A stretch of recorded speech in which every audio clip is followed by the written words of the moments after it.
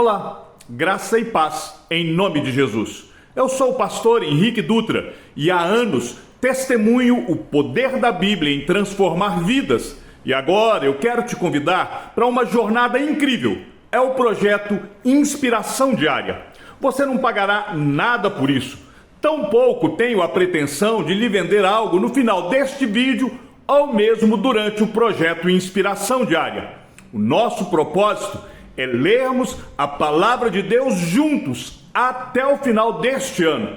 Você só precisa se comprometer e separar cerca de 30 minutos diários para conseguir este propósito. No meu canal do Instagram, eu compartilho as referências bíblicas que devem ser lidas a cada dia e também uma devocional diária. Temos também um grupo de WhatsApp onde eu envio o link dos vídeos e mais algumas informações. A leitura da Bíblia que estamos propondo vai além da simples leitura. Aqui do YouTube eu vou gravar todas as videoaulas com os panoramas bíblicos. O objetivo destas aulas é te guiar através do livro, revelando a figura de Cristo em cada história e oferecendo dicas preciosas para um estudo mais profundo.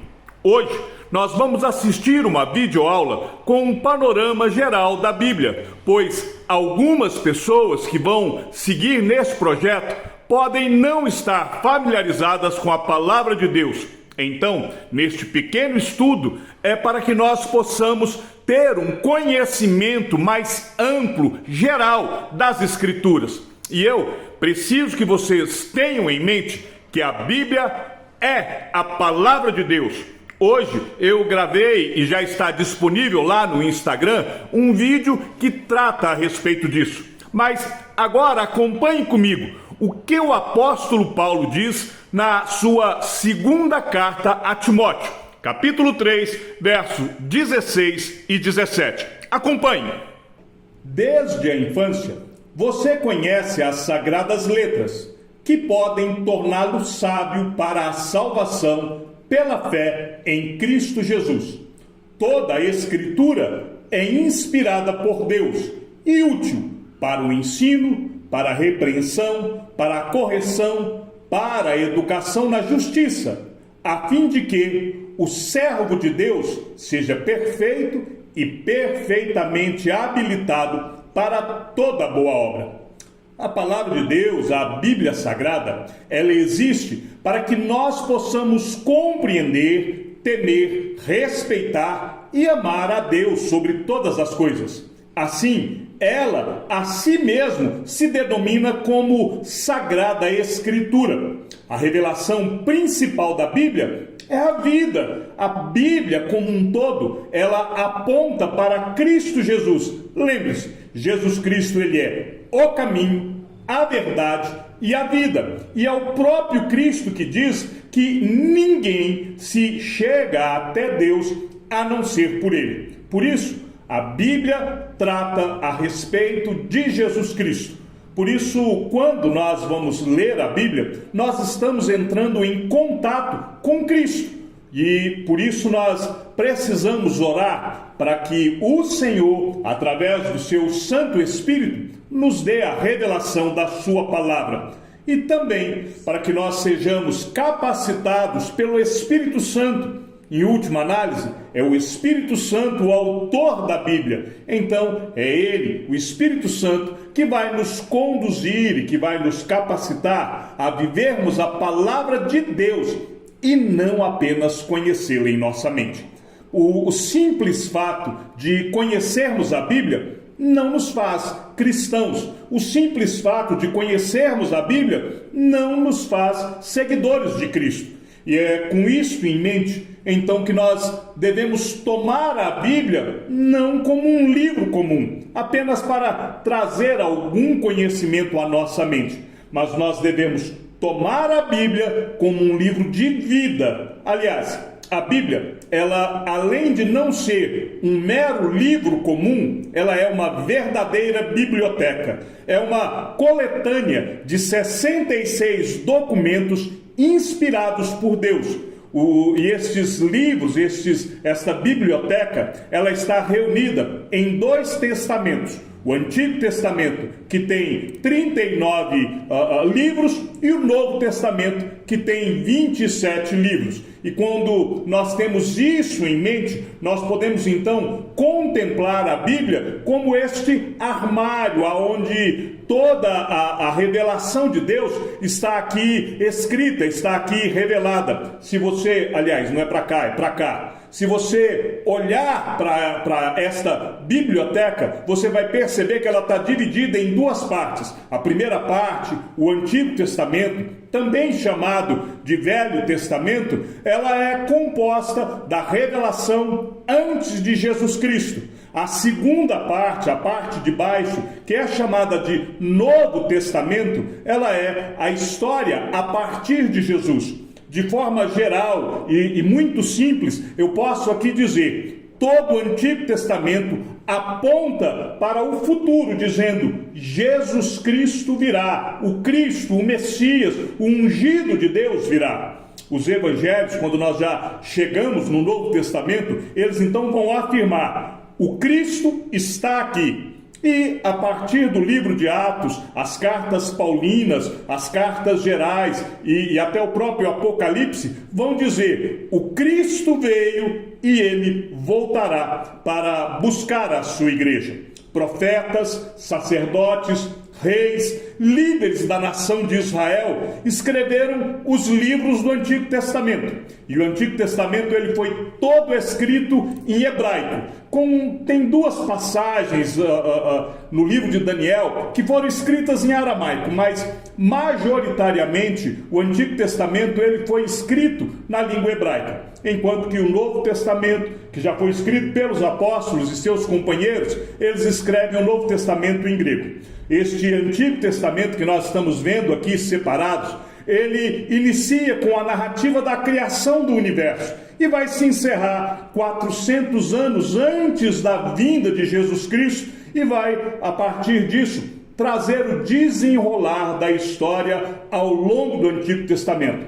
Neste quadro que eu estou colocando aqui ao lado, a gente vai perceber que todo o Antigo Testamento, ele vai nos mostrar, ele vai nos contar a história de Israel. Ele vai tratar da criação do universo, ele vai mostrar ainda no livro de Gênesis a queda do homem, o juízo do período do dilúvio, que nós vamos encontrar isso lá em Gênesis capítulo 6. Depois nós vamos ver os patriarcas da nação de Israel, e aí quando nós vamos falar dos patriarcas, Abraão, Isaque, Jacó, e a partir disso vai se desenvolver a história de Israel. E logo depois dos patriarcas, a nação eleita, toda a história de Israel. E aí nós vamos ver o período onde Israel vai ficar como escravo no Egito durante 430 anos. Depois nós vamos ver também o período do Êxodo, que é quando Israel está saindo do Egito em direção à terra prometida,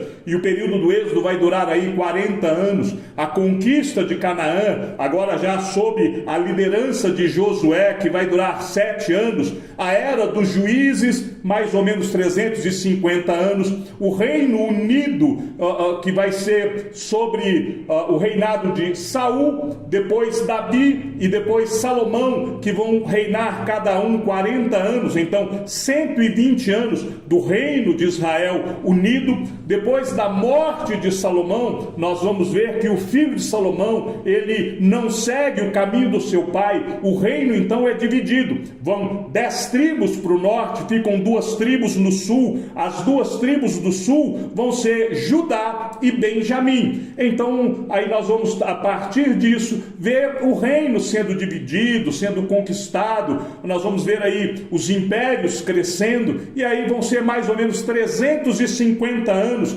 E Israel, finalmente, quando estiver todo Israel cativo, nós vamos ver então o cativeiro na Babilônia, que vai durar 70 anos, e depois o retorno da Babilônia, a reconstrução do Estado de Israel, que vão ser mais 140 anos de história. Ou seja, através disso, nós vamos compreender toda a história de Israel até a revelação de Cristo. A palavra de Deus no Antigo Testamento, ela é dividida da seguinte forma: os primeiros 5 livros da Bíblia, Gênesis, Êxodo, Levítico, Números, Deuteronômio, são aquilo que nós chamamos da lei. Depois nós vamos ver a história, que vão ser 12 livros, que vai do livro de Josué até o livro de Esther. Depois nós vamos ter aí os livros que são chamados de sabedoria, que é a partir do livro de Jó, aonde nós vamos passar por Jó, Eclesiastes, Salmos, Provérbios e o livro de Cântico dos Cânticos ou Cantares,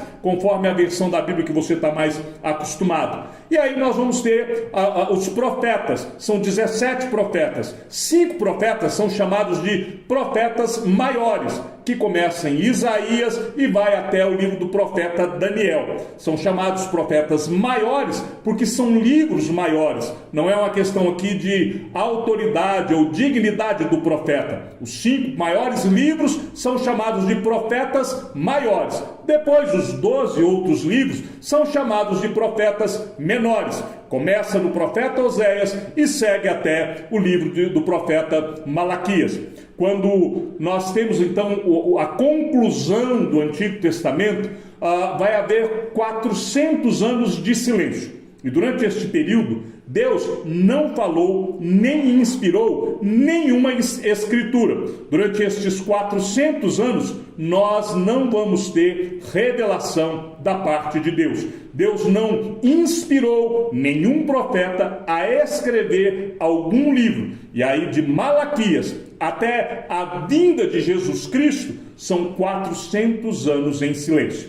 E este silêncio, ele é quebrado pela chegada de João Batista, o qual anunciou a vinda, a chegada do Messias prometido, o Cristo, Jesus, o nosso Senhor e Salvador. E o Novo Testamento, ele vai registrar uma outra parte da história. Ele começa com o nascimento de Jesus Cristo e vai até o final da história, o estado final eterno. Isso significa que os 2 testamentos, o Antigo Testamento e o Novo Testamento, ele vai da criação, que está narrada lá no livro de Gênesis, até a consumação da eternidade, que está narrada no livro de Apocalipse.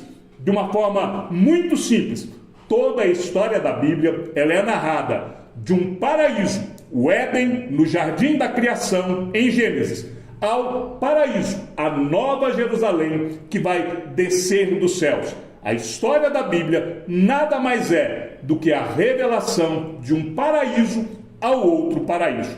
Quando nós chegamos agora no Novo Testamento, enquanto os 39 livros do Antigo Testamento se concentram na história de Israel e na promessa do Salvador que viria, os 27 livros do Novo Testamento, eles se concentram na pessoa de Jesus Cristo e no estabelecimento da igreja. Os 4 evangelhos, eles fornecem o registro do nascimento de Jesus Cristo, a sua vida, o seu ministério, a sua morte, a sua ressurreição, a ascensão de Cristo.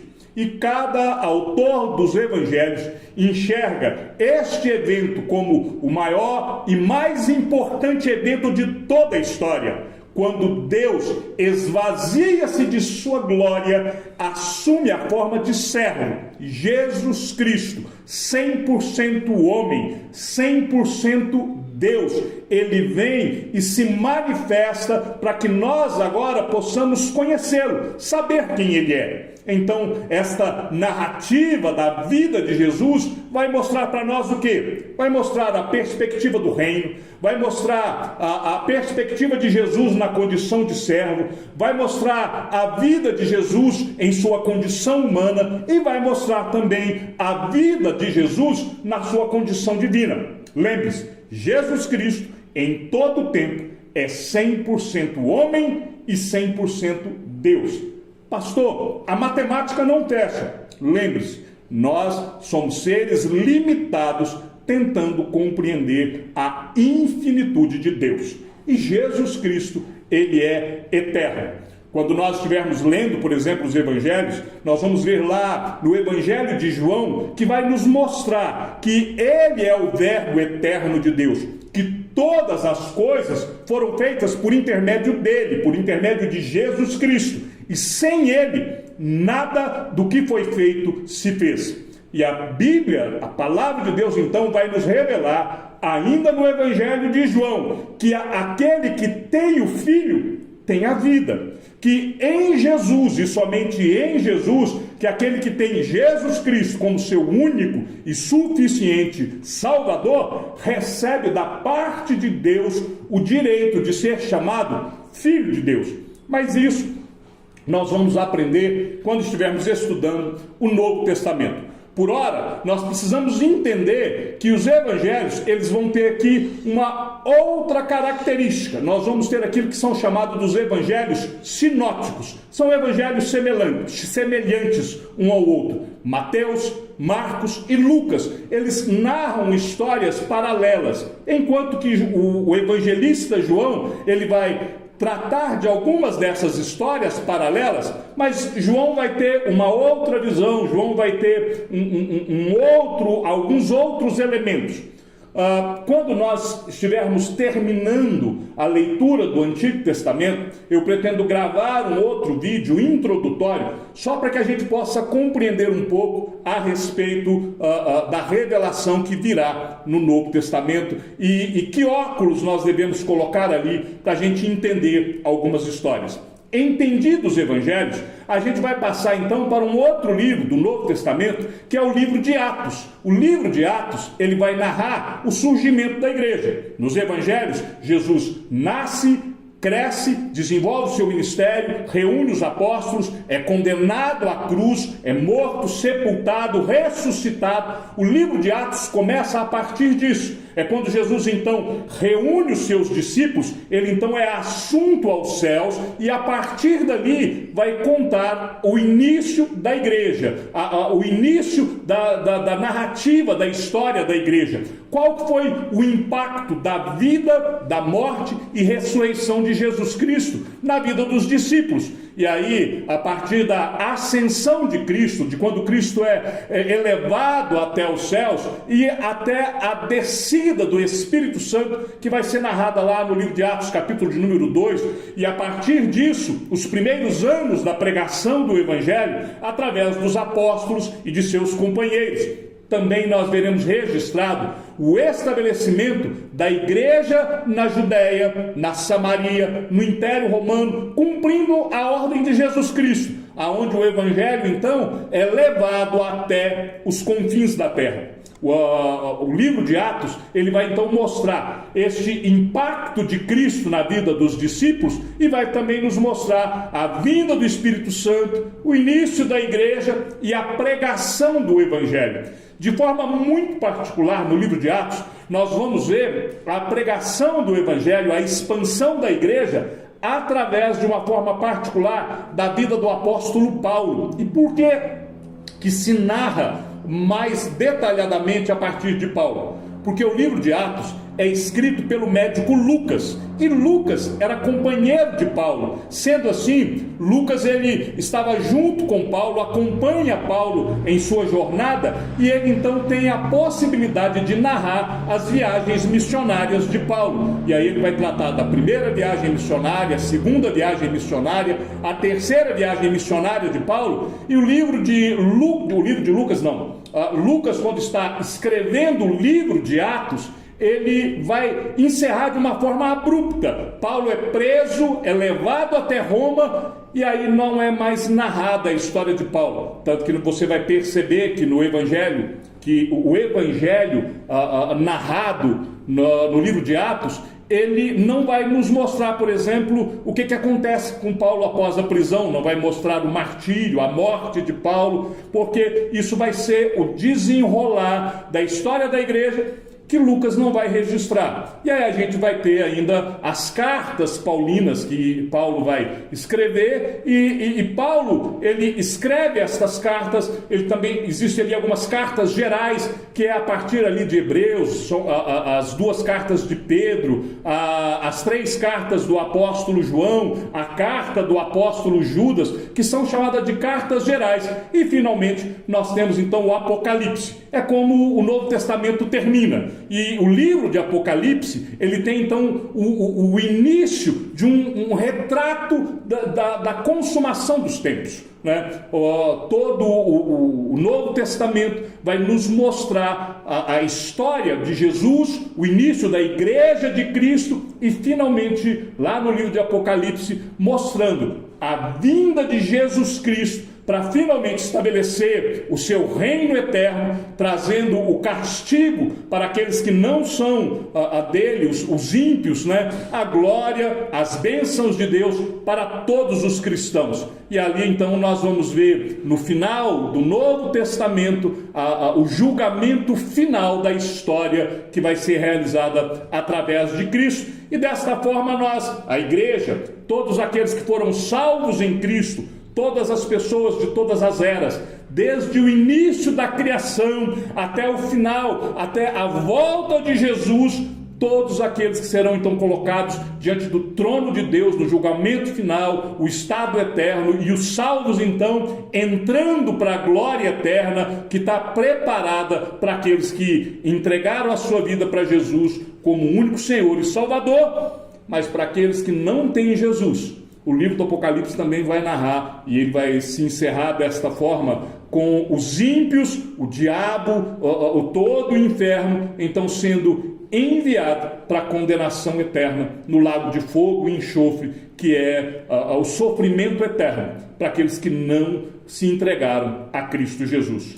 Por isso, de olho nesta biblioteca, a Bíblia, nós temos então que entender esta história. A Bíblia, ela nos foi dada, ela nos foi revelada para que nós possamos conhecer a Cristo. E para entender a Bíblia, a gente precisa compreender o curso da história, desde a criação até a consumação. Há um plano eterno, há um propósito eterno. Logo em Gênesis, nós vamos ver a promessa da vinda de um Salvador, aquele que iria esmagar de uma vez por toda a cabeça do diabo. Então, nós temos que, durante a leitura da Bíblia, manter o foco, porque há um tema que unifica toda a Escritura, há um tema frequente, e ele vai se desenvolver em toda a palavra de Deus. Basicamente, a Bíblia é Deus, para a sua glória, escolheu criar e reunir para si um grupo de pessoas,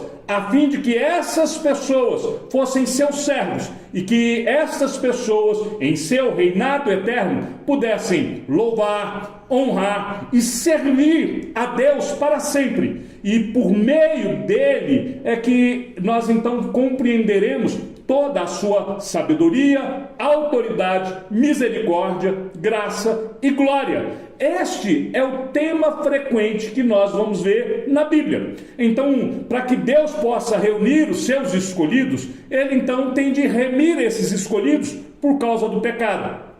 O apóstolo Paulo vai tratar lá no livro de Romanos, Paulo vai dizer que por causa de um homem o pecado entrou no mundo, Adão.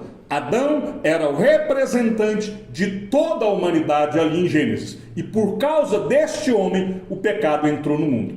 E também por causa de um homem, Jesus Cristo, o pecado então foi pago, foi resgatado. E aqueles que estão em Cristo Jesus passam a ter o direito da vida eterna. Deus está reunindo os seus escolhidos e através de Jesus Cristo está remindo, está pagando o preço dos seus pecados. A Bíblia revela o plano de Deus para esta redenção. Desde o seu início em Gênesis, na eternidade passada, até a conclusão lá no Apocalipse, na eternidade futura, neste contexto, o Antigo e o Novo Testamento, as alianças, as promessas, os períodos são todos secundários. Há um plano contínuo de redenção.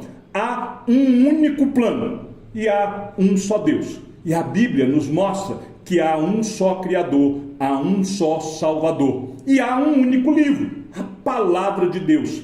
E há somente um plano de graça. Entenda, não existe segundo tempo. Não existe uma segunda oportunidade depois da morte. Não há reencarnação, não há purgatório. A Bíblia diz: é dado ao homem o direito de viver uma única vez, ou melhor, é dado ao homem o direito de morrer uma única vez. Vindo depois disso, o juízo. Então, é este o plano de graça, registrado desde o início, e ele passa pela execução do plano de Deus até a sua consumação no livro do Apocalipse. Deus, em toda a história, antes da fundação do mundo, ele traçou um plano. E agora, até chegarmos à nossa glorificação, que é quando Deus vai nos separar definitivamente, eternamente para Ele.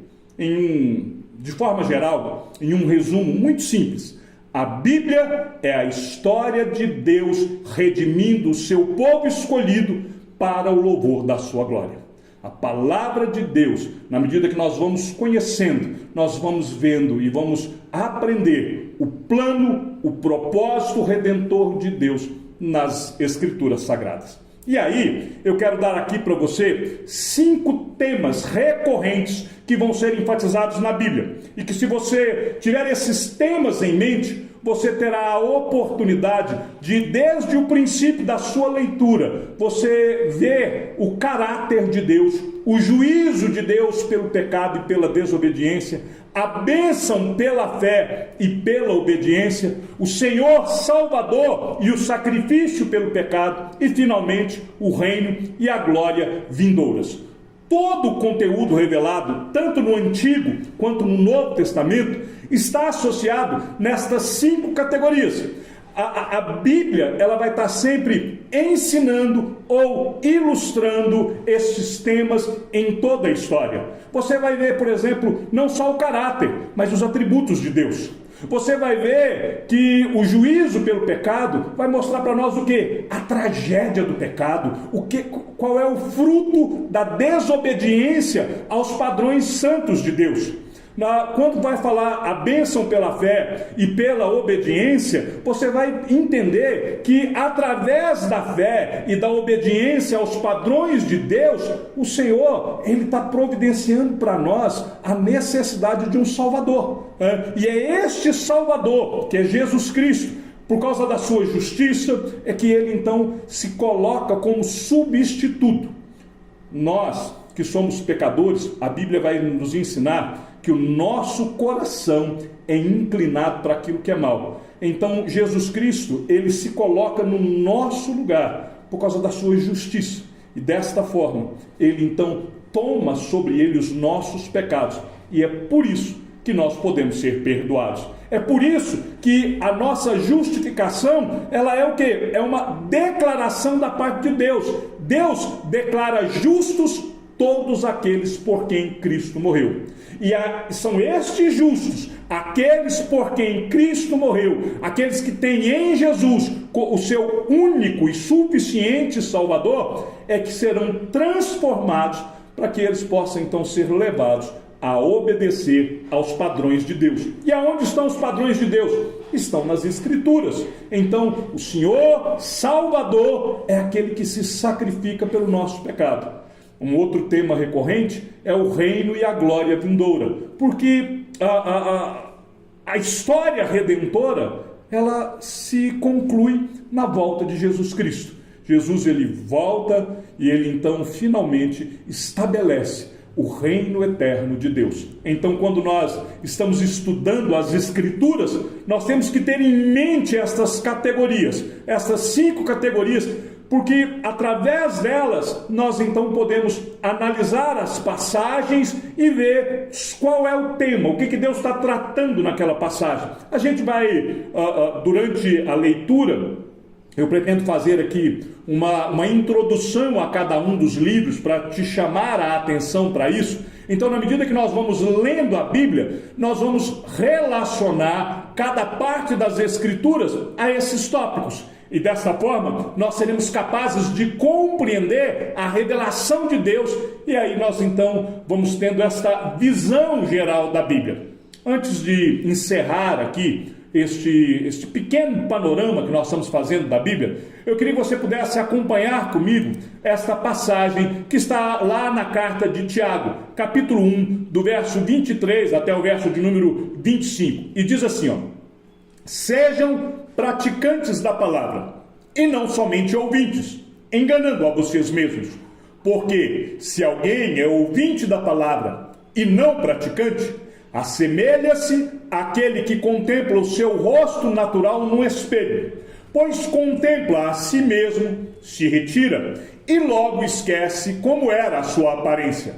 Mas aquele que atenta bem para a lei perfeita, lei da liberdade, e nela persevera, não sendo ouvinte, que logo se esquece, mas operoso praticante, esse será bem-aventurado no que realizar. Percebam, nós já vimos aqui, já falamos, que a Bíblia é a palavra de Deus e que tudo aquilo que está escrito nela foi escrito para o nosso ensino. O apóstolo Paulo, quando escreve a carta aos Romanos, ele enfatiza isso, que tudo aquilo que está escrito para o nosso ensino foi escrito. Então, entenda, a Bíblia não é somente poderosa, ela é inigualável. A Bíblia é a palavra de Deus, e é por isso que eu posso afirmar em plena certeza e convicção de que a verdade de Deus está revelada em sua palavra. E essa verdade, a verdade de Deus, ela é poderosa para transformar vidas. Mas lembre-se, para que isso aconteça, você não pode ser um mero ouvinte, você tem que ser um operoso praticante, porque a palavra de Deus é poderosa, porque Deus está presente nela. E através da leitura da Bíblia, do auxílio do Espírito Santo, ele vai nos conduzir na compreensão da sua revelação. A Bíblia é a palavra de Deus e ela foi revelada para nos conduzir ao entendimento de que Jesus Cristo veio a este mundo para salvar todo aquele que nele crê. Você tem que estar com isso em mente desde o início da leitura da Bíblia. Você precisa olhar em cada versículo das Escrituras aonde está Jesus, né? E você tem o auxílio do autor da Bíblia.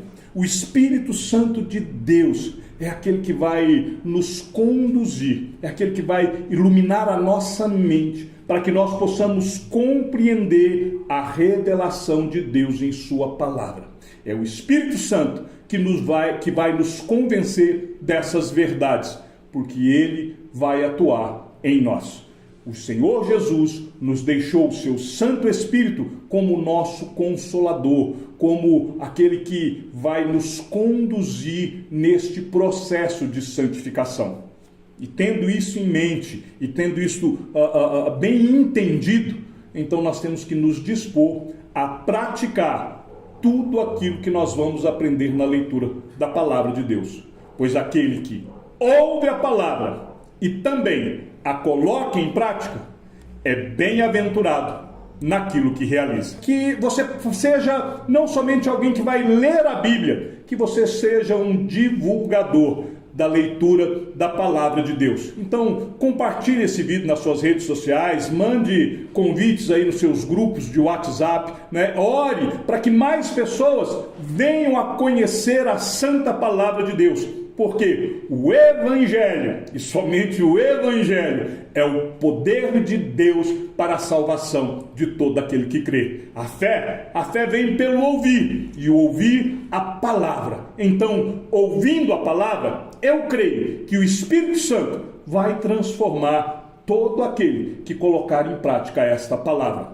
O nosso intuito é este, é pregar o Evangelho. Eu não quero aqui divulgar uma denominação religiosa. Eu quero aqui expor o Evangelho. Então, que o Senhor seja com o teu Espírito e que a graça seja com todos os que amam sinceramente ao nosso Senhor e Salvador Jesus Cristo. E ao Deus único e sábio seja dada toda a glória e que a sua vida seja sempre para mais em Cristo Jesus. Um forte abraço e nos vemos no decorrer do estudo da palavra.